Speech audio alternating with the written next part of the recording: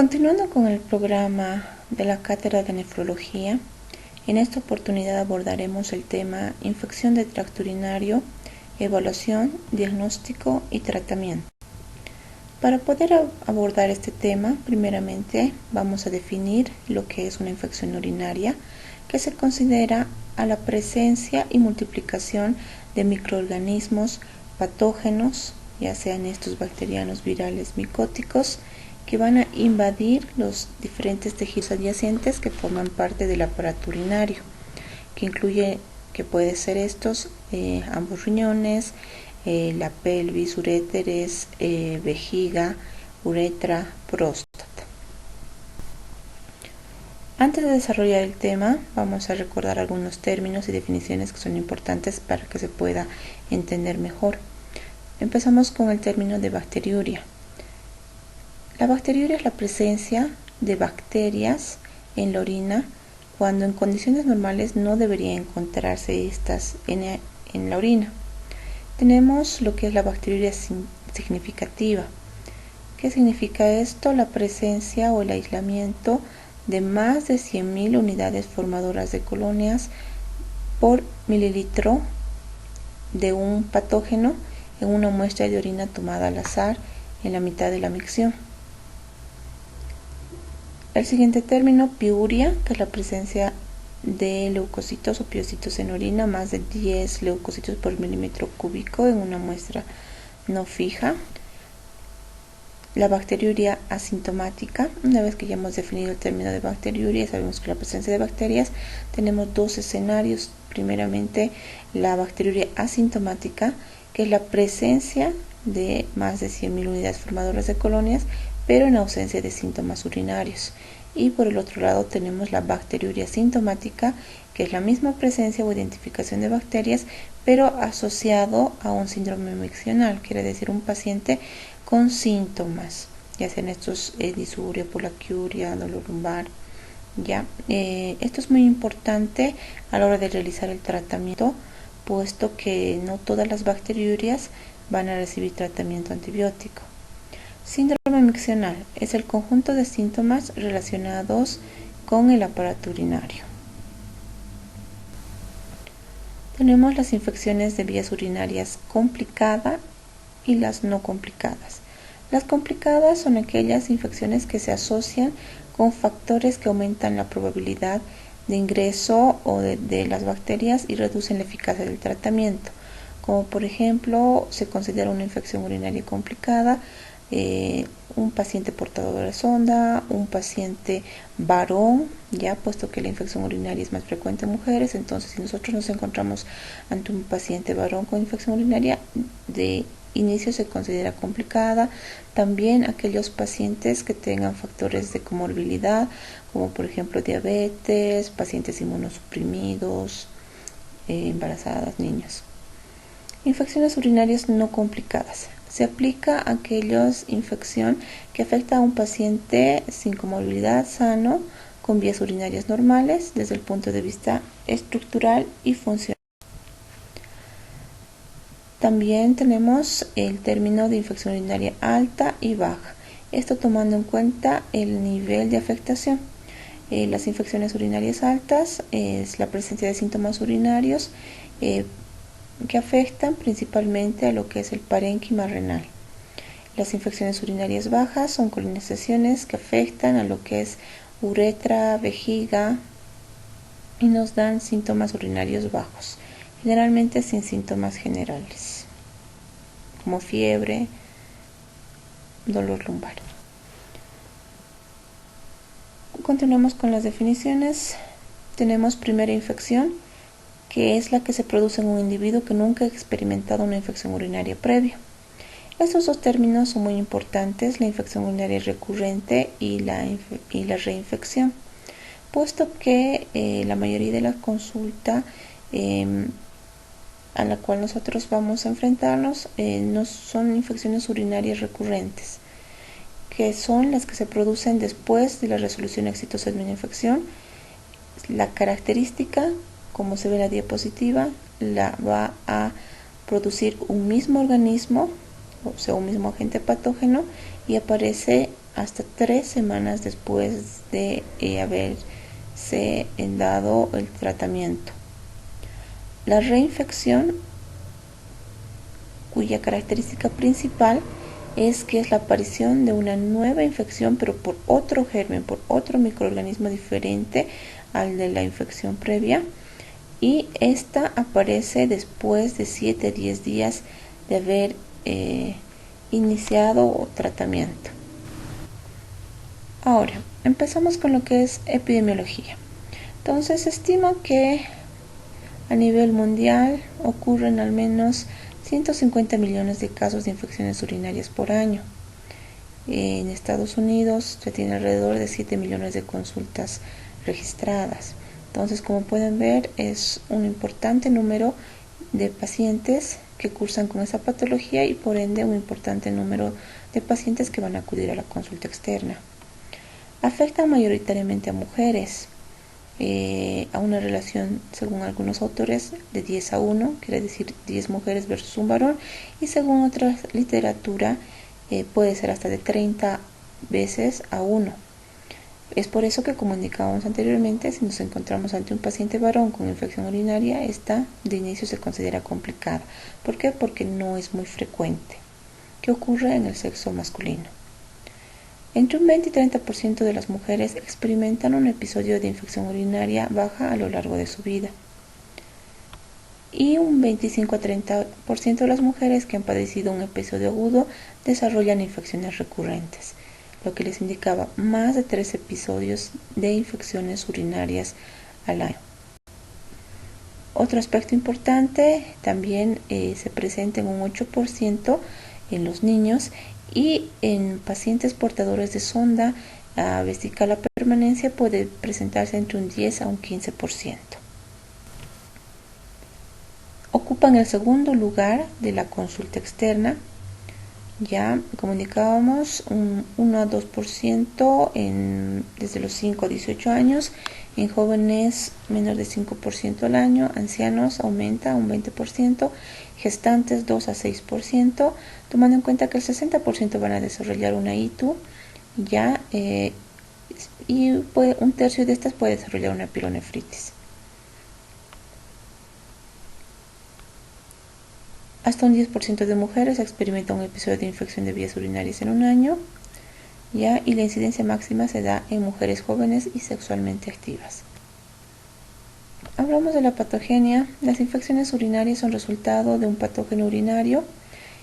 El patógeno, la infección va a depender de la virulencia de la bacteria, del tamaño del inóculo y también de las alteraciones de defensa que tenga el huésped. ¿Cuáles son factores de riesgo para que una persona desarrolle infección urinaria? Principalmente la edad avanzada, por disminución de los factores protectores del huésped. Este otro factor es muy importante, lo que es el vaciamiento vesical incompleto, puesto que en el caso de las mujeres, muchas veces por los cistoceles, o conocido como los descensos de vejiga, ya van a tener una contracción inadecuada de la musculatura pélvica y van a hacer un vaciamiento vesical incompleto, lo que va a llevar que la orina, el residuo miccional de orina, como no se elimina completamente, entonces produzca infecciones a repetición. Esto también es frecuente en los varones, aquellos pacientes que cursan con problemas prostáticos, por el cuadro obstructivo igual impide el vaciamiento de la vejiga y lo que condiciona un cuadro infeccioso a repetición. Prolapso de órganos pélvicos, vejigas neurogénicas, es muy frecuente en pacientes que tengan problemas neurológicos para controlar lo que es el vaciamiento vesical, en pacientes parapléjicos.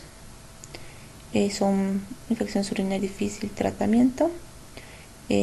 Aquellas personas que consuman medicamentos con efecto anticolinérgico, disminución de la movilidad, incontinencia fecal en aquellos pacientes con trastornos de control de esfínteres por contigüidad, va a ocasionar infecciones urinarias a repetición, infecciones nosocomiales en pacientes con prolongadas hospitalizaciones o prolongados también es muy frecuente en las prolongadas hospitalizaciones con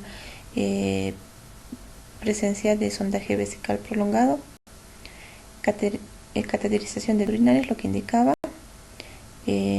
disminución del glicógeno vaginal y aumento del vías pH. de infección. Tenemos tres vías de infección principales. Tenemos la vía ascendente, que es la más frecuente, donde las bacterias después de colonizar el ano, la uretra distal o la vagina, van a ir invadiendo la uretra y van a ir ascendiendo por disminución de incluso a lo que es por la pelvis, a lo que es la parte renal. La segunda vía de infección es la hemática, que es poco común, suele observarse principalmente en bacteriemias por Staphylococcus aureus o por Cándida, ya en pacientes con hospitalizaciones prolongadas.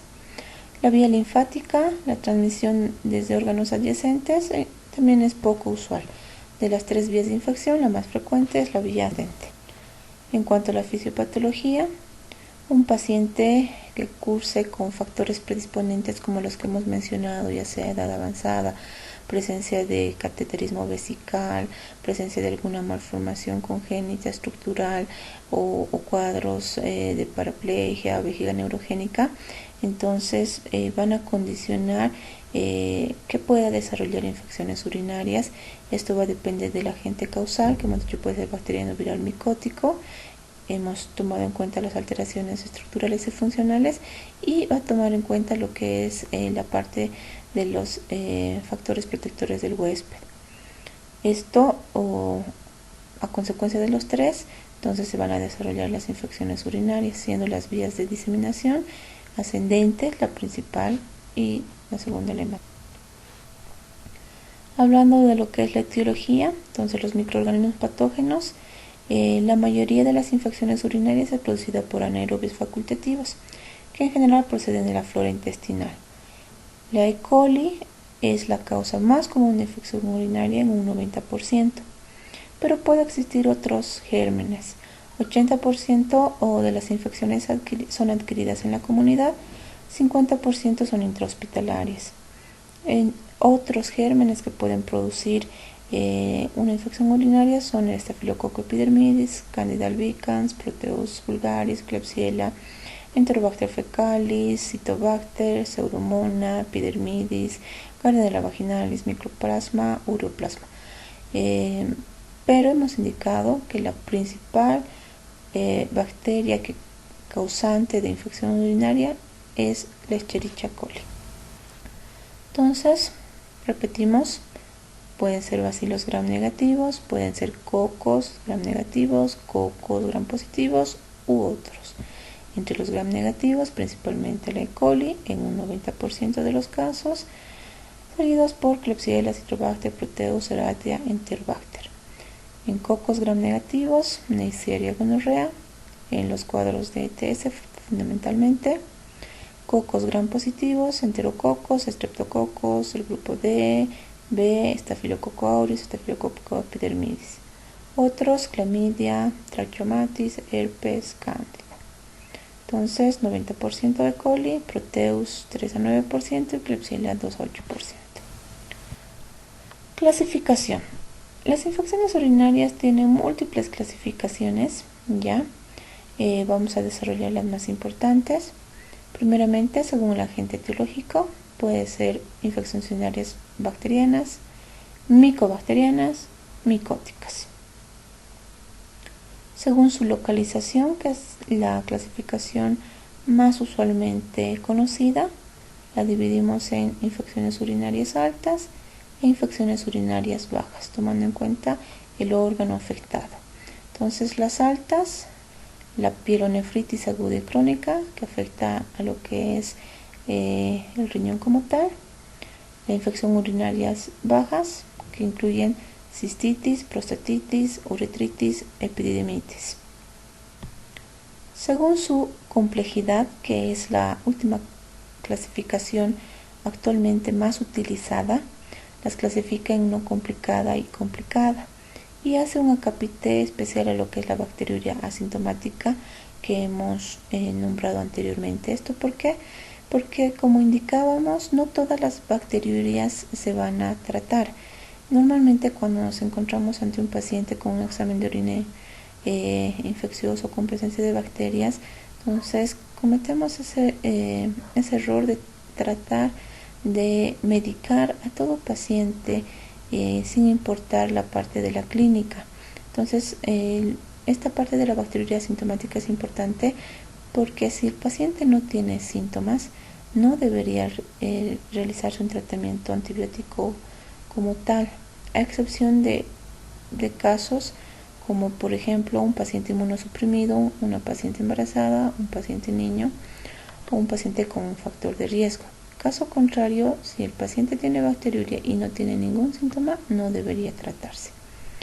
Ahora, las ITUS no complicadas, como hemos indicado, son aquellas que no tienen ningún factor de riesgo y mayormente son las que evolucionan muy fácilmente al tratamiento antibiótico iniciado.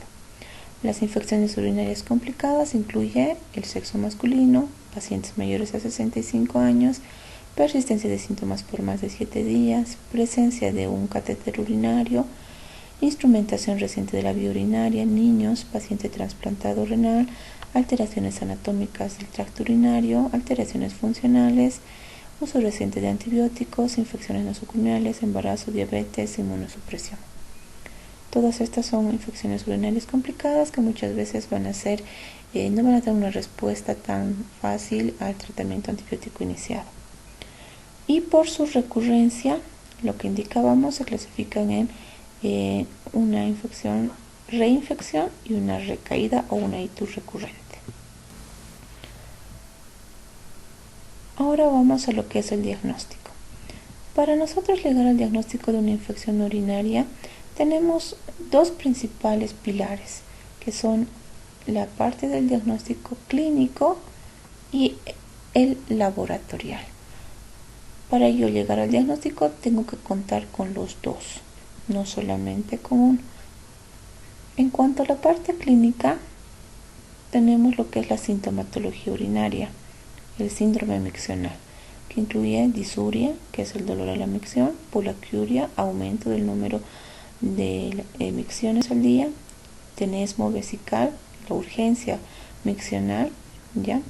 Tenemos hematuria, presencia de sangre en orina, dolor lumbar, enuresis, dolor abdominal, fiebre, vómitos. Y para la parte laboratorial, entonces podemos recurrir a lo que es el análisis de orina, ya sea esta por dipstick, por tira, por examen de orina como tal, y el gold estándar es el urocultivo. Entonces, cuando hablamos de la parte clínica y del síndrome miccional, nos ayuda mucho lo que es el examen físico. Para esto, nosotros poder llegar al diagnóstico de infección urinaria, entonces, aparte de valorar el síndrome miccional, hacemos el examen físico en cuanto a los puntos renoureterales, la puño-percusión, la evaluación urogenital, y de acuerdo al caso se puede llegar incluso hasta el tacto rectal y la colposcopía, y así es que estamos sospechando de infecciones urinarias bajas, en el caso del varón de una prostatitis. Y entonces nosotros ante un cuadro sospechoso urinario vamos a hacer el examen físico tomando en cuenta los puntos renoureterales superior y medio, los anteriores y los posteriores, y también el inferior si es que se requiere de lo que es el tacto. También realizamos la maniobra de lo que es la puño-percusión, ya para despertar dolor en el paciente, lo que nos va a orientar al diagnóstico. Luego de hacer el examen físico, pasamos a la parte laboratorial. Como hemos indicado, el examen de orina es vital. Yo no puedo llegar a un diagnóstico de infección urinaria si no tengo un examen de orina infeccioso. Entonces, para esto influye mucho lo que es la toma de muestra. Muchas veces la toma de muestra es inadecuada y nos da exámenes de orina contaminados, ya, y que nos hacen fallar en nuestro diagnóstico o iniciar un tratamiento antibiótico inadecuado cuando no debería realizarse. Entonces, este examen de orina es muy sencillo, ya no representa ninguna molestia para el paciente.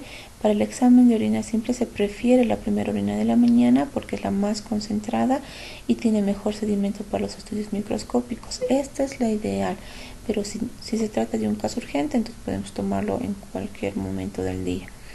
Es imperativo el aseo del área genital y los resultados de la prueba de laboratorio son proporcionales a la calidad de muestra. Recordar también que la muestra debe ser adecuadamente refrigerada y adecuadamente transportada, ya porque posterior a 30 minutos de recogida de la muestra empiezan a proliferar bacterias y muchas veces el paciente, hasta que lo traiga de su domicilio, pasa más de ese tiempo y nos salen muestras contaminadas o con proliferación bacteriana que no representan aunque tengan la proliferación bacteriana, no representan una infección urinaria como tal. Entonces tenemos dos métodos, la tira reactiva y lo que indicaba el uroanálisis y sedimento urinario. Entonces en la tira reactiva, como pueden ver en el gráfico, se agarra la orina, se pone la tira y por colores nos va a ir mostrando lo que es la presencia de leucocitos, de proteínas, que de una forma indirecta nos va a hablar de lo que es si el paciente está cursando con una infección urinaria, si es que hay presencia de proteínas, presencia de sangre o presencia de leucocitos. Lamentablemente este tipo de estudio influye mucho lo que es es operador dependiente, influye mucho de la persona que lo realiza y de la interpretación que da a la tira. Tenemos por otro lado lo que es el uroanálisis y sedimento urinario. Ya una vez que tenemos la orina y se hace trifugado, entonces se procede a lo que es el análisis en microscopio y tenemos lo que son las orinas anormales, ya por ejemplo en un proceso inflamatorio de vías urinarias ascendentes. Entonces, ¿qué es lo que nosotros vamos a ver? Vamos a ver células del epitelio plano y lo más importante acá, la presencia de leucocitos. Ya según alguna literatura mayor a 5 por campo y según otra incluso hasta 10. Entonces si yo me encuentro con un examen de orina con presencia de leucocitos más de 10, entonces eso me indica que el paciente tiene leucocituria y que es muy probable que esté cursando con un proceso infeccioso. También la presencia de bacterias, pero las bacterias no son sinónimo de infección como tal. Ya hemos dicho que pasado los 30 minutos empiezan a proliferar las bacterias. Entonces yo tengo que tomar en cuenta esos tres aspectos: presencia de leucocitos, bacterias, nitritos, ya, y si es que hubiera piocitos. También puede existir algún eritrocito de morfología normal. En procesos inflamatorios de vías urinarias altas, lo mismo, la presencia de leucocitos, ya, y piocitos, lo que les indicaba, y presencia de bacterias. Entonces, para yo llegar al diagnóstico de infección urinaria basado en lo que es el examen de orina, tengo que encontrar uno de ellos. Normalmente no se encuentran todos, ya, pero si se encuentra el paciente con leucocituria, piuria, nitritos positivo y presencia de bacterias, entonces es indicativo de un proceso inflamatorio infeccioso urinario. Ahora, el otro laboratorio importante es el urocultivo. Recordar que el urocultivo es el gold estándar. Muchas veces yo tengo exámenes de orina que impresionan ser infecciosos, que se encuentran con 5 a 8 leucocitos por campo o que hay bacterias, pero yo lo llevo al cultivo y el cultivo me sale negativo. Entonces el cultivo va a ser el cual me va a dar la palabra final para si el paciente está cursando o no con una infección urinaria. Pero también es muy importante la recolección. En el cultivo lo que me interesa es el chorro medio de la emisión de la orina en forma limpia. Puede hacerse por chorro medio, puede hacerse por cateterismo, en los niños por punción suprapúbica, ya, y la orina debe procesarse de inmediato, mantenerse refrigerado y cultivarse. Ideal es tomarlo antes de iniciar un tratamiento antibiótico, porque si se lo toma después de inicio del tratamiento antibiótico, normalmente me salen cultivos negativos. Y finalmente, para corroborar nuestro diagnóstico y como ayuda, más que para corroborar, como ayuda diagnóstica, tenemos las imágenes. Anteriormente la placa de abdomen en la actualidad ya no se usa. En la actualidad tenemos más lo que es la ecosonografía o ultrasonografía, que nos ayuda a ver si es que tiene alguna alteración anatómica, funcional, si hay alguna colección. Y nos ayuda mucho en la parte de imagenología, pero también recordar que eso no nos da el diagnóstico. Muchas veces a la consulta llegan pacientes con ecografías donde dice pielonefritis, donde dice cistitis, ya, y uno le toma el examen de orina y el examen de orina se encuentra limpio. Recordar también que la ecografía también es operador dependiente, depende mucho de la persona que lo realiza y lo interpreta. Entonces sí nos puede ayudar para descartar algunas situaciones, pero no es el estudio que me va a dar el diagnóstico para lo que son las infecciones urinarias. También se puede realizar tomografía, en algunos casos cuando sospecho de alteraciones anatómicas o obstructivas, ya, y también el historetrograma. Ahora, después de haber revisado la parte de los métodos diagnósticos, entonces vamos a un resumen de todos ellos con un algoritmo diagnóstico. Si yo tengo un paciente con síntomas urinarios, o sea, con síndrome miccional, ¿ya? Tengo que valorar si es de urgencia, si tiene disuria, polaquiuria, orina turbia, ¿ya? Y solicitar exámenes de laboratorio. Entonces, lo primero que hago la parte del examen físico y solicito exámenes de laboratorio. ¿Qué voy a solicitar? El sedimento urinario mediante el examen de orina, ¿ya? También, si es que no tengo esa, puedo utilizar lo que es la bacteria en orina no centrifugada, ¿ya? En nuestro medio, el examen de orina, que nos muestra lo que es la parte física y lo que es el sedimento. Y como hemos indicado, siempre solicito el urocultivo más el antibiograma. Ahora, una vez que me llegue al examen de orina y impresiona que es infeccioso, con la presencia de leucocitos, nitritos, piocitos y o bacterias, entonces, ¿cuándo yo debo iniciar tratamiento antibiótico? ¿Ya? Entonces, debo definir, ¿ya? Si es que el paciente tiene factores de riesgo, ya, como hemos indicado, si es mayor de 65 años, portador de sonda y todos los factores de riesgo para una infección urinaria complicada, y la presencia de síntomas asociados. Hemos dicho que un paciente con bacteriuria asintomática no se le inicia tratamiento antibiótico a menos que tenga factores de riesgo asociados. Si presenta factores de riesgo asociados, ya entonces defino inicio de antibiótico y debo ver la vía de administración, si va a ser por vía oral o va a ser por vía endovenosa.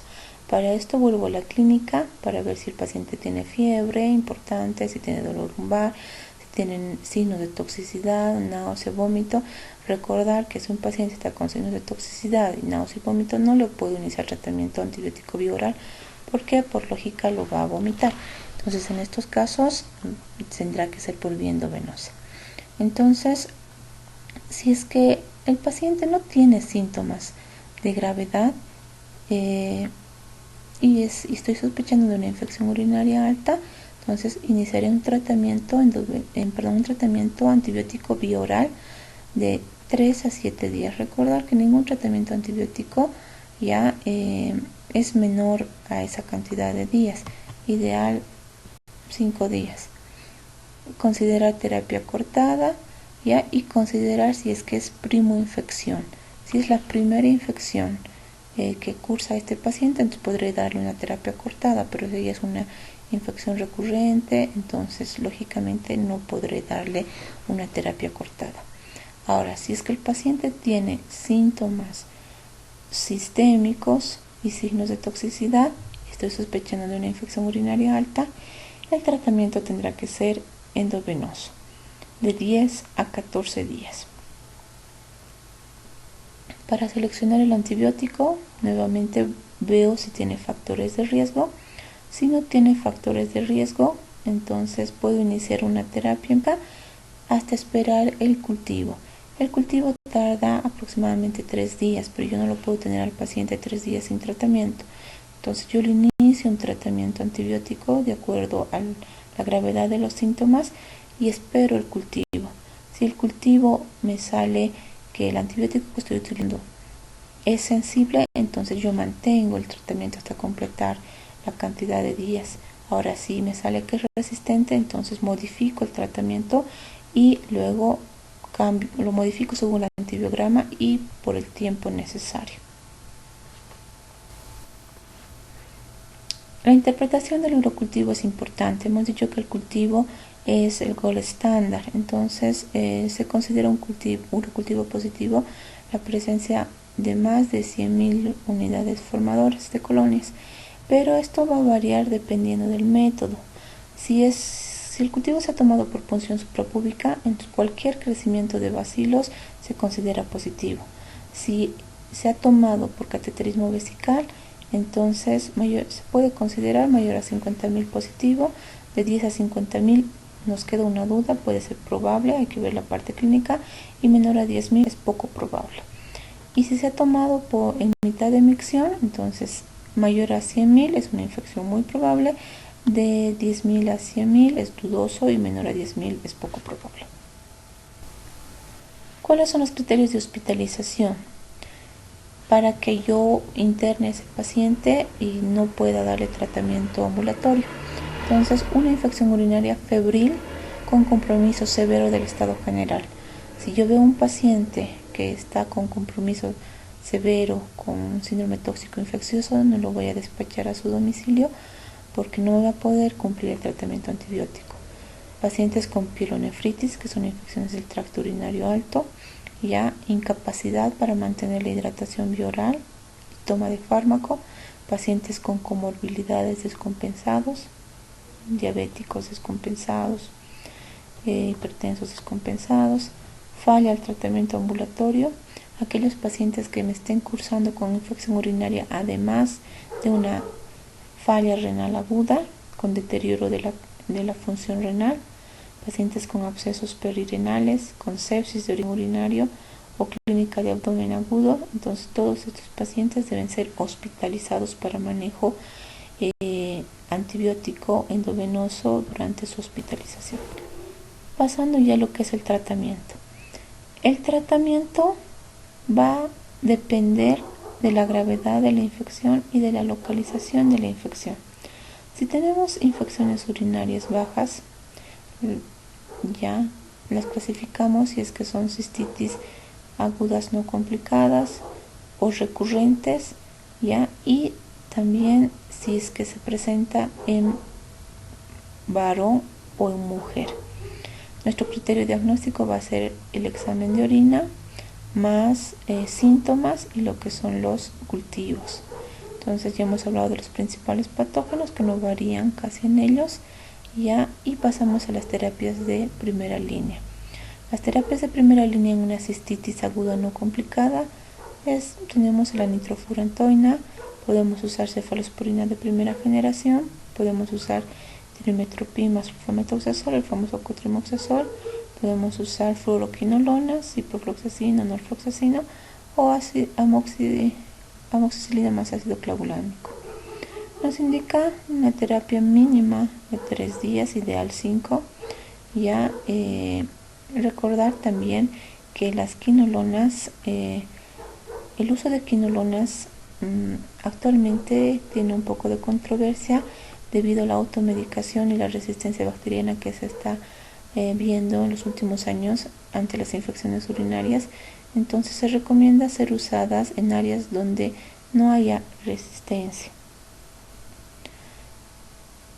En las cistitis recurrentes en las mujeres jóvenes nos indica como primera línea las quinolonas, ya, repetir la terapia por 7 a 10 días, ya, como es recurrente no le puedo dar una terapia cortada, y es el resultado del cultivo, ya, porque puede que presente resistencia a las quinolonas. En hombre joven, ya igual una terapia por 7 a 10 días, puede ser nitrofurantoínas, cefalosporinas o quinolonas. Otro aspecto importante en las infecciones bajas son las uretritis de causa de etiología gonocócica y las no gonocócicas. Ya en las gonocócicas, como agente causal, la Neisseria gonorrhoeae.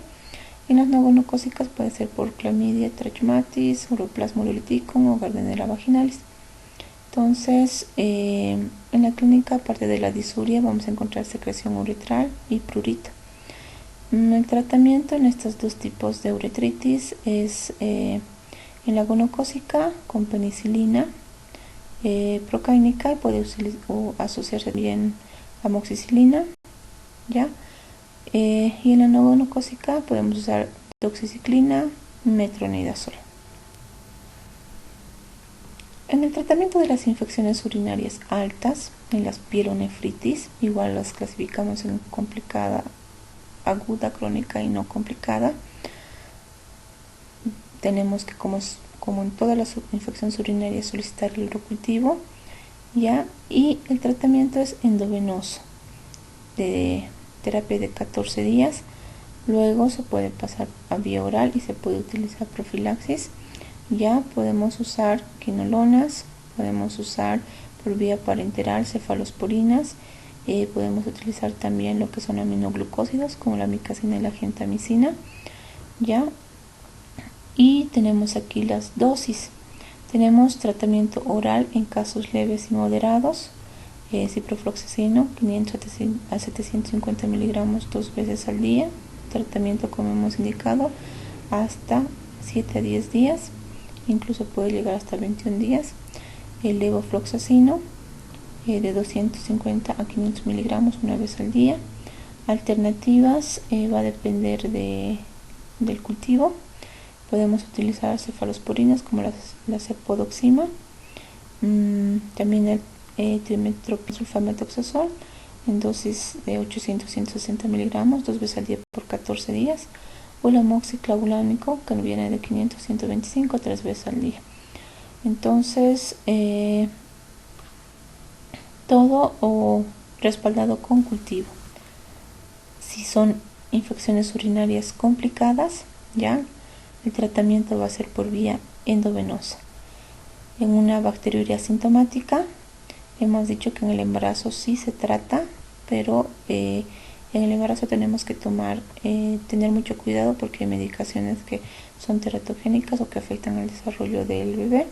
De preferencia, durante el embarazo utilizamos amoxicilina, nitrofurantoína, ya hay que evitar las tetraciclinas y las fluoroquinolonas. Si son infecciones urinarias asociadas a catéter, ya depende del tiempo de permanencia del catéter, ya, y podemos iniciar con fluoroquinolonas y con amoxicilina más lo que es un aminoglucósido. Si es posible remover el catéter o cambiarlo, ya, y si el paciente va a requerir utilización de catéter de forma permanente, se puede hacer lo que es la profilaxis. Esto es muy importante en las infecciones urinarias recurrentes, puesto que muchas veces termina el cuadro infeccioso, tratamos con lo que son los antibióticos, con el cultivo, y aparentemente el paciente ya no se encuentra con cuadro infeccioso y al poco tiempo vuelve con otro cuadro infeccioso. Entonces, para evitar eso, como una estrategia, se utiliza lo que es la profilaxis antibiótica. ¿Cuál es la diferencia con el tratamiento antibiótico y la profilaxis? Que la profilaxis se da a una dosis más baja, ¿ya? Y cuando un paciente se encuentra libre de infección, porque su propósito es evitar que el paciente se infecte. En cambio, el tratamiento como tal es para eliminar la infección. También referente a las infecciones recurrentes, algo que no he mencionado, además de la definición anterior, se considera infección recurrente la presencia de 3 infecciones urinarias en un año o más de 2 infecciones en 6 meses. Entonces, eso es muy frecuente en nuestro medio, las infecciones recurrentes. Nosotros como personal de salud tenemos que detectar la causa, porque si el paciente o la paciente está retornando con una infección es debido a algo. Puede que tenga un problema funcional un problema anatómico. Entonces no solamente tenemos que conformarnos con tratar la infección y listo. Si es que el paciente cursa con infección recurrente, yo tengo que buscar la causa por la cual esa infección se está volviendo a repetición. Nuevamente dosis que lo van a repasar. Y lo que indicaba de la prevención, profilaxis antimicrobiana continua a dosis baja. Si es que es una mujer en edad sexual activa, se puede utilizar profilaxis postcoital. Si es una paciente que se encuentra en el otro extremo, menopáusica o anciana, se puede utilizar reemplazo estrogénico. Existen actualmente vacunas, ya, pero por el costo y la poca accesibilidad casi no se utiliza muy frecuentemente. Ya también tenemos lo que es la ingesta del arándano rojo como un prevención de la citus a repetición, y también la aplicación vaginal de lactobacilos. Y muchas gracias por su atención. Eso sería lo más importante referente a lo que son las infecciones urinarias.